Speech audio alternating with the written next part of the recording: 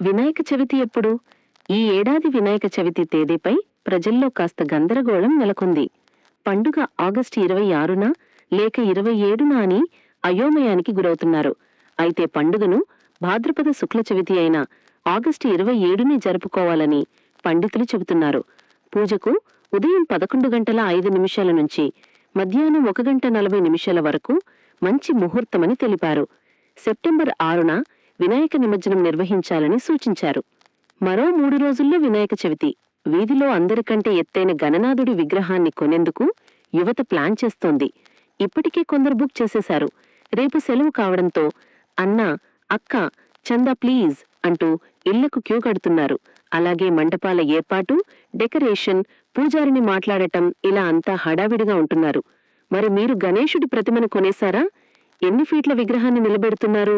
Comment చేయండి. మా ఛానల్ని సబ్స్క్రైబ్ చేసుకోండి. Thank you.